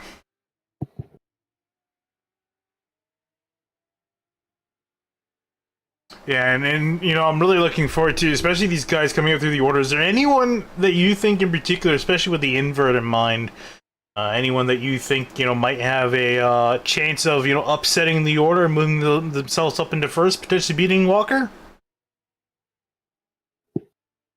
Gosh, I sure wish the thing would load the order. Yeah, I was gonna say it. Okay, there we go. Oh wait, no, that's not quite right either, is it? Are you having trouble seeing my feed? No, just the order seems to. Okay, there we go. I think. Yeah, we'll let the grid just kind of run across the bottom of your screen here as we get ready for the start of this race. Actually, never mind. Forgot that it's not work. Doesn't work for when you have for the heat racing. This doesn't work. So we'll just cut down to the grid here. Drew Eisenman, as we mentioned earlier in at the end of race 1, he's going to be leading the field down to green. With Benjamin Pagula, Eric Brown, your second row, Lidke and Snyder, your third row. Against Snyder, after his big mistake, I think we could potentially see his car in victory lane if he can keep it. If he can keep it in one piece, that is. Yeah, I mean, we saw he qualified third, so he has the speed, and he's starting, you know, up pretty far up. So if he can hold on to that, he's definitely looking for at a good finish. Take the scoring way here as we got the guys ready for the pace lap again. Drew Eisenman up in front. You saw him, he had a pretty rough time in the AM race, some up and over in the final chicane, and now he has a chance to lead this field to green. Let's see if he's got anything in store. Same thing goes for Andrew Mickey. You see him warming up his tires, getting ready. And cold tires got to watch out for. It's exactly what caught out Ryan Plord at the start of the AM Cup race. But as we get ready for race number 2 here, the invert always typically tends to make things interesting here for these drivers, so we'll see if it's interesting yet again. Nothing's changed as far as the weather is concerned, so it's pretty much going to be identical to what we had in race number 1, but the field now working through the final chicane. Just see if someone's going to try to make some brave moves at the first corner. We will. Green flag in the air here for race number 2 at Montreal. Oh, there we go. We got a big gaggle going too wide. Yeah, several cars side by side. There you see Snyder and Lidke side by side with Kalusa in behind. Snyder was coming out to hit Lidke in the side, but they keep it clean for now. Kalusa going to try to do a switchback to the inside of Snyder. We'll see how that plays out for him deep into the corner. Talking about drivers being aggressive. There's Kalusa trying to get 2 for 1. Yeah, that was pretty much on the edge of what you can do before you get a penalty. Yeah, and he's going to move up and finally clear that spot from Lidke as they head through 6 and 7. So Lidke back into 6th place with Snyder in 7th. Then we got Shabelski and everyone else, a lot of other drivers. How about Kurt Crum? He's already moving his way up through the order very quickly, up into 11th so far. Oh. Looks like Shabelski's going to... Shabelski got a very, very poor run. Oh, Danner in the background, sideways as he's in the grass. But he's going to barely hold on to his car as you saw Zach Buchanan move his way on by. And where is James Walker in all of this? There's Walker right there in the middle of the screen. TDR machine right in behind Kurt Crum. So Crum looking to be up ahead of Walker at the moment. He's hoping to keep that the 97 car in behind, so he could take home the win of this race. But back up in front, look at the gap that Eisenman and Mickey have moved from the rest of the field. It's going to be a lot of work cut out for Walker to make up that gap. Yeah, absolutely. And then currently in 3rd place is Benjamin Pagula, but look at the chain of cars he's got in behind. It's the hungry drivers. Lots of hungry drivers indeed as they head through the Senna S's. Pagula, Brown, Lidke, and Crossing you see over. Kalusa trying to, as Lukey got back past Kalusa, here comes Unterkupfer in behind as well. He was trying to size up a pass on Snyder, and Kurt Krum now trying to forge his way on through. Oh, I see something happen to Ryan Plord. Oh, and this is out of the same corner that he spun out in the Am Cup race. Oh, and the exact same thing again. Ugh. You almost see someone left oil there because it looked like the car in front of him, Krum, had a little bit of an issue coming out as well. Looking at this train of cars in behind, everyone trying to make some moves. There you see Liedtke going a little bit defensive. Kalusa going to look to the left-hand side, entering turn 8. Oh, Snyder in behind clips Kalusa a little bit as Brown misses the corner, and many, many cars off the track in quick succession. What on earth happened there? Yeah, definitely gonna need a replay there. Here's looking at turns 8. There you see Eisenman and Mickey working through the screen, and there you see everyone else.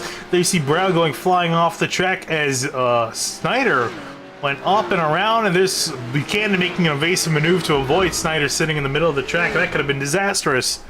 Yeah, I think we're gonna need an in-car. Looks like someone just got loose in the brakes.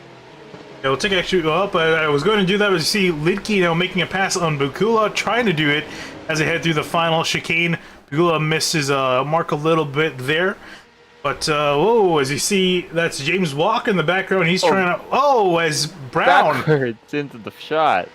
Yeah, so here's Buchanan and Walker. We'll take a look at that in just a second. Here's you see Walker and Buchanan side by side entering the S's. And no bite for Buchanan. He actually got a really solid run. Here they go side by side. I think I need to take a look back because as you switch the shot, another car just ramped up onto Brown. Yeah, and as Buchanan clears that spot, let's take a look at the madness that went on behind, as you were saying. The first car we saw around in that incident was Eric Brown. Let's see what happened to him, and then there are a few other guys involved as well, as you were saying. Oh, Unterkupfer went flying in there. Clipped Brown around, and then Morelli hit him. Danner avoided Shabelski. Oh, and I think that was Mick Blue. Yeah. Oh, I think that's the fourth inversion, but it looks like Blue got it back on 4 wheels. Oh, and Foe, you're just going back to Foe's. He's around again, and I think turn 5 was a... How about this? Look at this. A pack of cars. Looks like they're in a formation lap here as they're coming out of the hairpin. This is all in behind Drew Liedtke, nose to tail. This is just a mess waiting to happen. There's Pagula trying to make a move. He settles back in line. There's Kurt Krum and Buchanan in behind as well. Krum deep on the brakes. Gonna get past Pagula. Through. Ooh. Oh. And here we go. 3 wide on the front stretch. Buchanan, Pagula, and Walker 3 wide. Looks like Pagula's going to back out of there. There's Chris Hudson as well, I think. Oh, no, that's Kundinger, sorry. And Kalusa, they're going to work their way on by as well. Walker still duking it out with Buchanan. Buchanan on the inside lane. And going to get the spot away from Walker. Some great battling, and that's separated out. That's giving some breathing room for Kurt Krum and Liedtke up ahead. Yeah, those two just pulled around Pagula in like perfect, just like perfectly timed. Absolutely, and up for the lead. Andrew Mickey was able to get the spot away from Eisenman. Wasn't sure exactly what happened. I think Eisenman either made a mistake or he's fallen off the pace. He's actually falling to the clutches quickly now of Drew Liedtke, who's in 3rd. But now Kurt Krum trying to change that here as he makes a move out the inside into turn 8. He will seal the deal. So Kurt Krum up inside the podium positions. Buchanan and Walker trying to chase him down. Yeah, there's still nose to tail back there. Oh, it's Liedtke. No, that wasn't Liedtke. Oh, sorry, I think that was Mick Blue. Yeah, it's like took a while. Blue just pulled out of the way to let everyone through. And props on for him for doing that, trying to stay out of this intense battle. So there you can see there's Andrew Mickey now heading to the braking zone. Eisenman, and then 3rd place Kurt Krum with everyone else in behind. Duking it out for spots now. Buchanan trying to size up Drew Liedtke now for 4th place to get himself to Kurt Krum and more.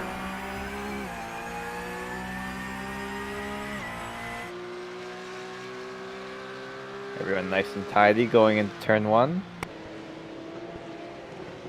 Oh, yeah, he got really close to the back of Lidke. There's going to get close again. You see him hounding back in the 121, but nowhere for him to go at the moment.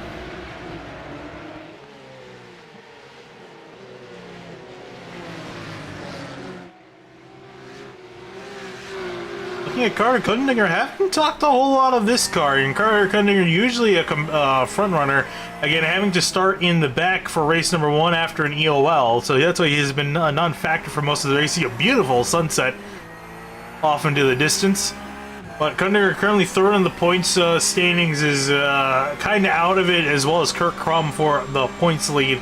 So Crum trying to make that up here if he can get some more positions up on Walker, who's directly ahead of Kundinger at the moment. Are we surprised that Walker, with his pace, that he's not been able to go anywhere? Not too much, because, you know, he still has people behind him, so he can't focus entirely on just getting around the car in front, and needs to make some reservations because of that, but it looks like... As Buchanan on Drew Lidke there for 4th place. He will move up a spot. Lidke dropping back to 5th now, having to deal with both Walker and Carter Kundinger now in behind. Yeah, it looked like for a second there, Lidke was going to leave the door open long enough for Walker to come through. Oh no, and Lidke going to catch some grass in the brake. He's going to go up and flying over the curbs. Buchanan took evasive action to avoid getting hit from behind. But wow, that could have been a disaster right there. And that perfectly to get out of the way of Walker. See, right there, just going to drift into the braking zone, come sliding on through, up and flying over the curbing. Great heads-up driving by Buchanan there.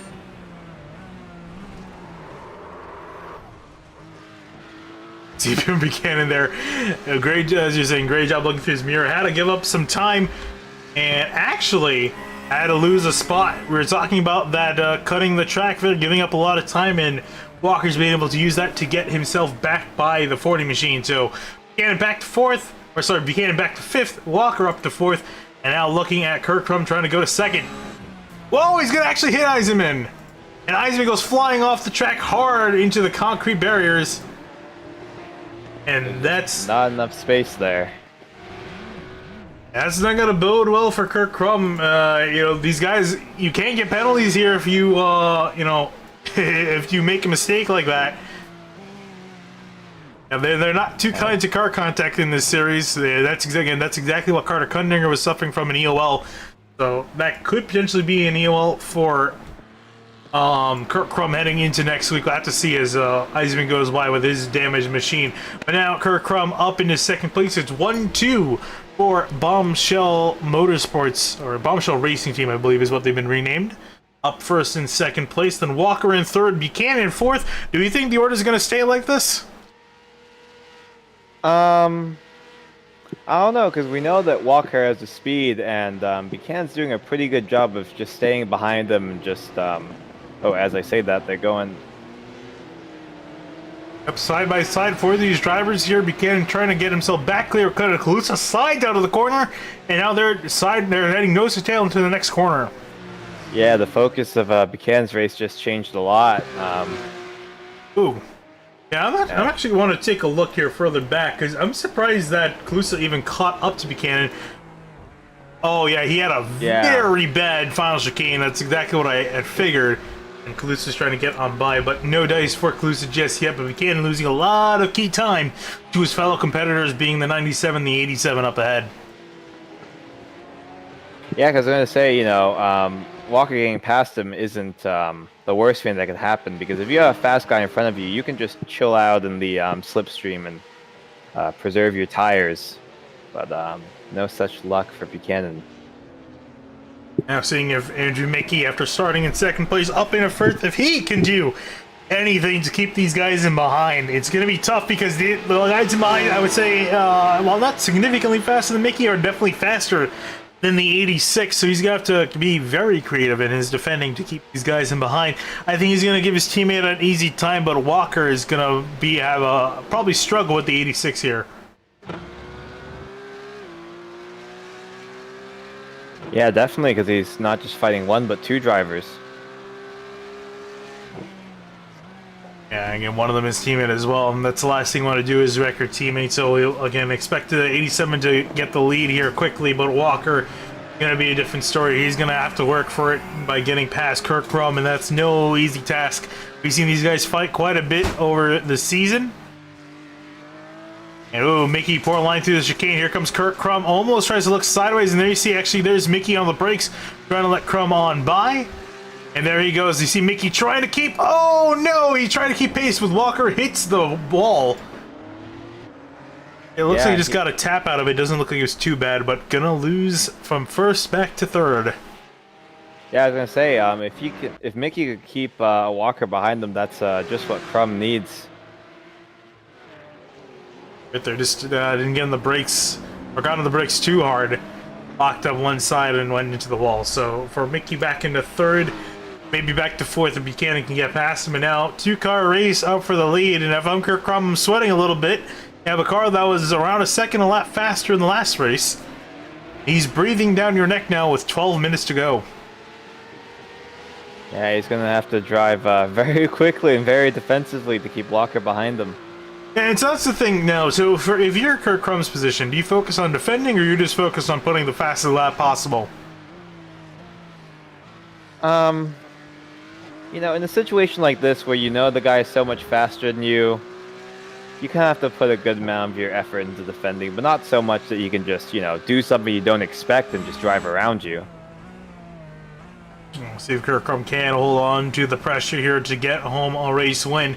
Again, he's trying to fight with Walker in the championship, but at this point, I think he's just kind of hoping to at least get a win over the 97 here, and we'll see if he's just able to hold off on it. Again, 11 minutes left in the race remaining. And James Walker, who started only back in 16th, up in a second. Well, Kirk Crum, who started back in 15th, up in a first. See if he can hold on there in the back. And you can see Mickey and Buchanan side by side. Buchanan going to take third place away. I'm curious to see if Buchanan, with those two guys battling up in front, if he can chase them down. Yeah, it looks like Walker, for the time being, is just sitting tight and preserving the tires so he can mount his attack or wait for Crum to make a mistake. He's just, you know, sitting behind, not pulling out, not trying to make a move for the time being. Yeah, you can see the previous lap times there. 139.1 for Crum, 138.9 for Walker, and a 138.6 for Buchanan. So he's starting to cash back up a little bit here, especially now that he's got some cleaner air to chase them down with.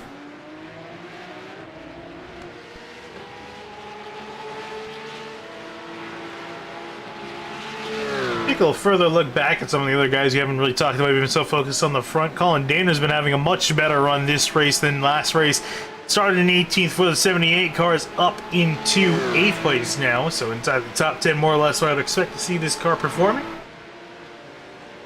And looking back at another battle for 9th, Unterkofler, Pegula, Morelli, and Plord. Your battle from now, that is 11th, sorry, not 11th, that is 9th through 12th on screen here. Well, it's Pegula. Oh, man, almost got turned by Morelli. And there you see Plord with his damaged machine. Remember, hit the wall earlier.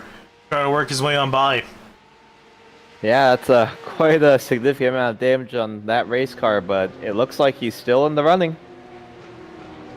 He is still in the running. Looking at another close battle here up the road for 4th place now. Calusa all over the back of Andrew Mickey. You can see damage on Bryce Calusa's machine to the right side.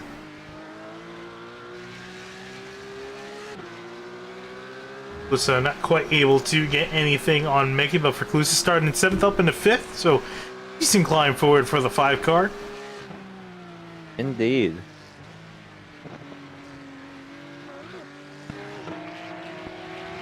Calusa not able to get any more traction at a turn 9 to chase him on down. Pegula, I thought I saw he was side by side for a position there, but looks like that's quieted down. Plord as well. It looks like this battle is actually broken up between you guys. Not sure if something happened. I have a feeling that it did.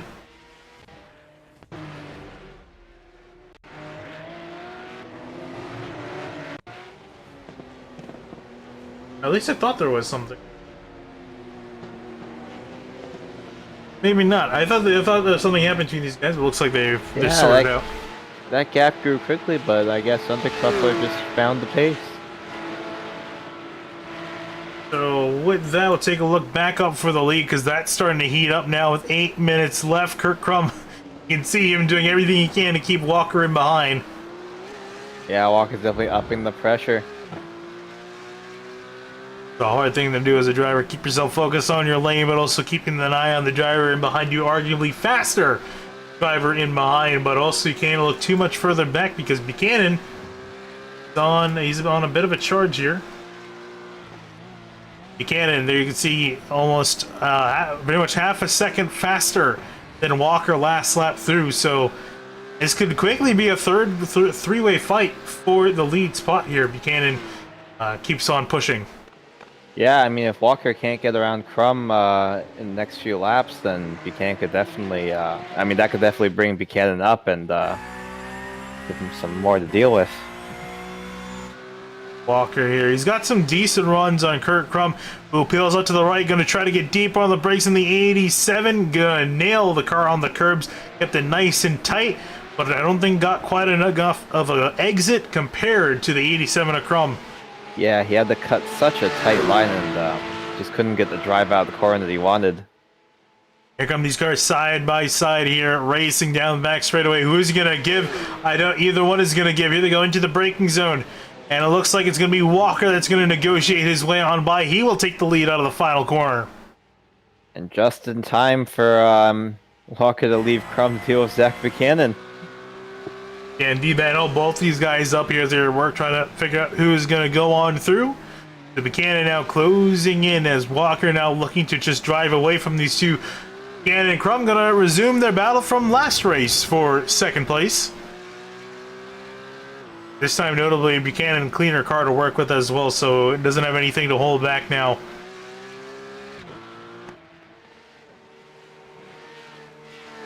And nothing to pull out the excuses bag, as they say. Yeah, unless he damages the car again, which is definitely something I imagine he wants to do, but we'll see how that goes. Looking at Carter Kundinger and Andrew Mickey, they're side by side for position, as Carter Kundinger gonna try to drive around the 86, and he will get 5th spot.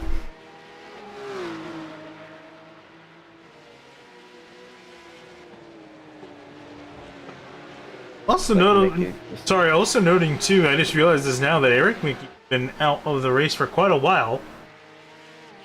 Started on lap 2, so not sure what happened to the 88. Yeah, I might have to look into that after the race. We'll definitely take a look after. I'll take a look at some replays as well, but still, these guys pretty close. Walker has not driven away. Actually, see how much Kurt Crum's closing up, but now the big question is, we always say catching is one thing, passing is another. Do you think Crum's got enough pace to make the pass back on Walker? It's definitely a possibility. Walker's not, infallible, but it's going to take, probably going to take a mistake from Walker. But, if Crum can stay on his bumper and up the pressure, that's definitely something that can happen. Yeah, I don't know what it's been about these race 2 races. I've always ended up turning out having, guys duking out for the lead here in the last few laps, within tenths, I should say, of one another. Looking to be very much be the case here with just under 5 minutes left in race 2 Montreal. If you like what you're seeing here, not only on Sim TV, but this series in general, they're heading to Bathurst for the next round. It'll be the penultimate round of the season next week on Thursday, same time as always, and then their final round will be on the 10th of September. Well, as you see, Walker go a little bit, almost a little bit wide through turn 8, but I was saying September 10th will be the final round of this series for them at the Daytona Road Course. And see what they can do there. Is also Crum has a look up the inside, gonna force Walker out of lane to be present alongside, but again, that drive out the corner is so important, and Crum just doesn't have it there. Yeah, it seems like the inside lane isn't the one to pick. Yeah, but he's got some slipstream to work with here. It depends on how aggressive Crum's going to be. He's going to be pretty far back as they head towards the bridge, just about your braking point. Tries to get a decent run. Almost had a decent run there, but not enough. Oh no, he has the draft though. He's closing in. Oh, popping out. Came across the line, 3 laps to go for our leaders estimated left in this race, and we'll see what they can do. Some lap traffic up ahead. I believe Steve Bunting is that car. Indeed he is, and we'll see they're heading towards a tight section of the track. We'll see if the 83 gives way to our leaders in battle. Yeah, I would not be the one that breaks up this fight. And they come up on him. It looks like he's going to still be in the checkout. He just pulls off to the right side. Gonna hurt Crum and Buchanan a little bit. Not too much.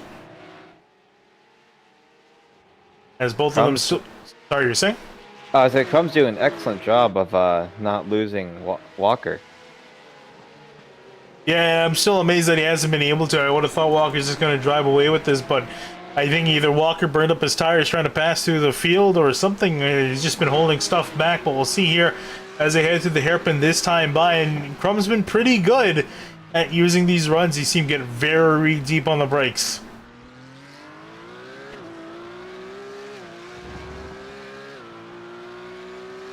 When they come across the line, should be 2 laps to go, if not 1 lap to go. It's going to be pretty close. To see what the iRacing gods decide. Yeah, lap time takes just under 1:40 seconds here. Ooh. Gonna be close. We'll see here. My software is showing estimated 2 laps to go. Oh, I think something just happened to Buchanan. Oh yeah, there he comes flying back onto the screen. He's gonna have to give up time here as they come across the line. It's barely gonna be 2 laps to go. We'll take a look what happened to Buchanan there. Yeah, it looks like he got a little bit loose coming into 13 onto the grass. Oh, yeah. But kept out of the wall, so... Yeah, at least he can be happy with find some solace in that, but he's gonna be back in third and gonna have to pretty much sit there here as Kurt Crum now. He can focus on the lead here with 2 laps to go. He can focus on just fighting James Walker here. Yeah, he's still there, and it looks like he's not going anywhere anytime soon. I think has Walker been hiding something here? Has he been just kind of laying off here, and now he's going to push these laps, 2 laps? We'll have to see from deep into turn 8. Ooh, that kind of hurt him. A little bit too fast going in. Gap now sitting at almost 0.7 of a second. One of the biggest the gap has gotten so far this run. As they come out of the hairpin now, Kurt Crum trying to use some slipstream to get him somewhat close to Walker. We'll see how aggressive he's going to be on the final lap. There's nothing to hold back now. Race when you can argue there's stuff to hold back because you miss on some valuable points plus the inverts at play. But here it's the last race of the night. We'll see if he's got anything planned or in store. Out of the final corner, both these cars come. White flag in the air for James Walker. Can he hold off to sweep tonight?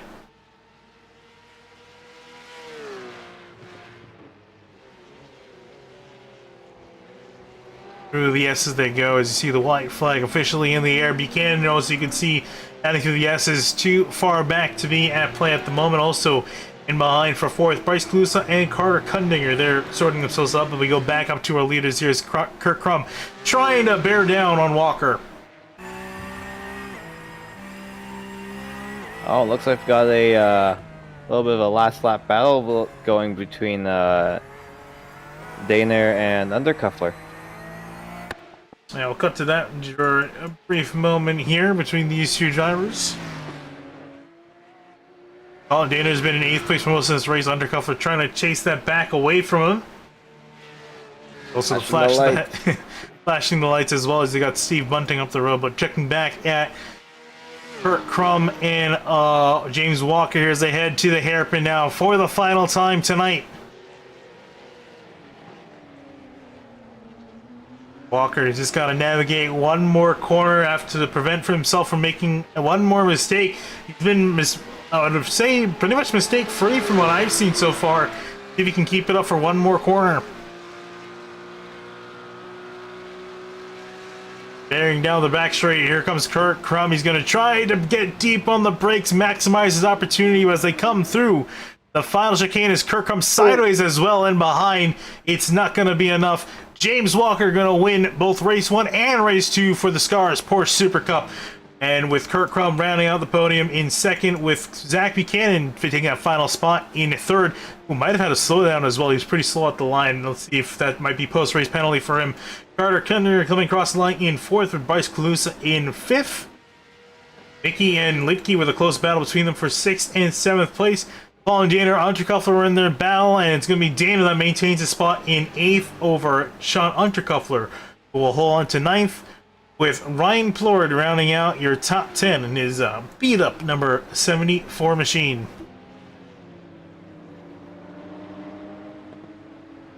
Yeah, it's definitely got some paddle scars going on. So I'll take a look here at your race results as more drivers start to come across the line. Curious to still see if Buchanan did. Actually, we can take a look at that here.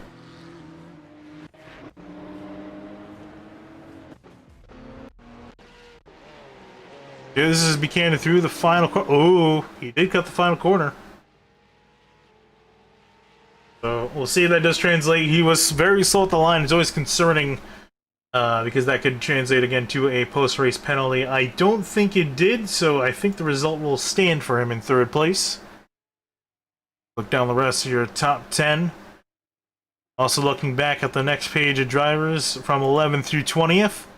Nicholas Morelli back there after he had an incident, if I'm not mistaken, or if I'm getting my races mixed up.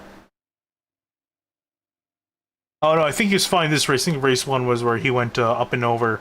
Isaac Snyder back in 16th. We were expecting a lot out of him, but just no dice for him this race. Also, Chris Hudson, not particularly well drive for him in 13th. Eisenman, who we thought had a shot of winning the race at one point with his contact with Kurt Crum back in 19th for him.